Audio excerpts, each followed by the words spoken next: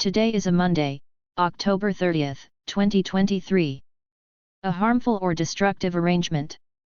A nasty agreement. Nawaz Sharif's return and its counter-accusations for the operation of Pakistan's frugality.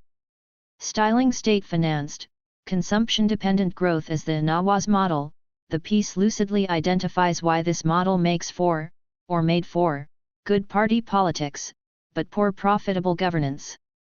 One could plausibly argue that, given the relative success that consumption and structure-led growth spurts have had in shoring up political support, analogous tactics have been espoused by other administrations as well, whenever allowed by the external terrain.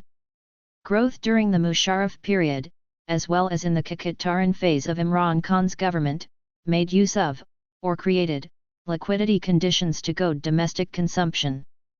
Both eventually led to financial poverties and balance of payments pressures that needed sharp corrections. Similar short-lived spurts have been a standard point of Pakistan's development line since the 1980s. In fact, it isn't incorrect to suggest that the country is in the fray of a multi-decade-long period of development recession. Over the same period, growth rates in similar countries exceed Pakistan's, with decreasingly advanced shares in global trade and fairly stable price situations. In comparison, Pakistan's exports remain stagnant as a chance of GDP, and affectation situations remain high. Social development pointers also lag as well. In its simplest form, social and profitable development is the outgrowth of how coffers similar as capital and labor are coordinated and put to use. The task of coordinating coffers, and deciding how they will be put to use, generally falls on the state, and since the 1980s, the private sector. Their conduct can be mandated by a range of factors: prevailing ideas and morals, the power balance across state and social groups, the factual capability of state actors, and so on. A political agreement that can produce sustained development eludes the country. Economist Musharraf Khan refers to the arrangement of these elements at a specific moment as a political consensus. It doesn't indicate a bargain or a agreement, insofar that all groups authorize of the prevailing agreement. In fact, as Pakistan's case shows, destabilizing conflict between different groups, civil versus service, pastoral versus civic, ethnical divisions, can be a recreating point of a agreement. What's also clear is that Pakistan's particular political agreement or configuration isn't producing sustained results. The connections between destabilizing politics and stagnating frugality work in both directions. A stagnating frugality means lower for everyone. Limited coffers are participated among a range of heirs. Military officers apportion off their share, and also some functionaries snare commodity for themselves through gratuities and pensions.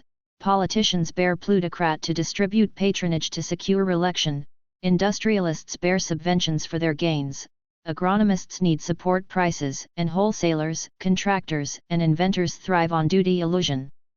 Constantly, these clashing claims turn into destabilizing politics, with mercenary party elites versus the military high command being the most egregious fault line. The driving cause can be a conflict over movables or decision-making in foreign policy, but as others have indicated too, at its root it really is about who gets to call the shots on how a small pile of coffers will get distributed.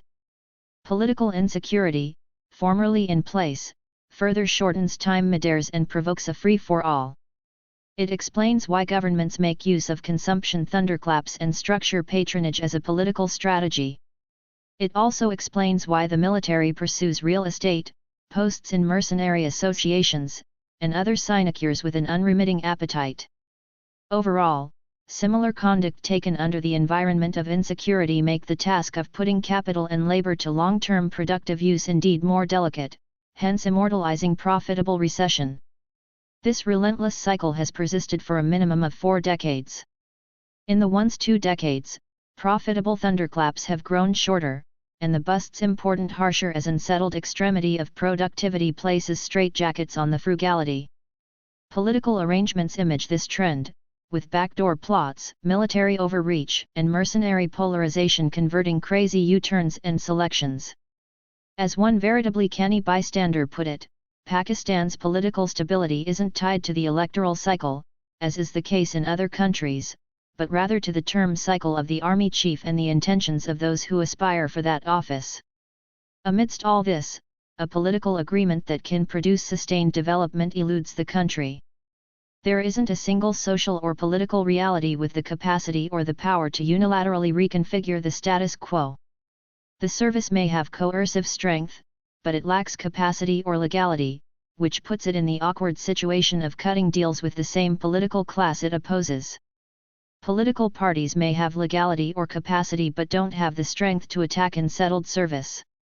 Deal cutting for a share of the pie is their favored strategy to survive.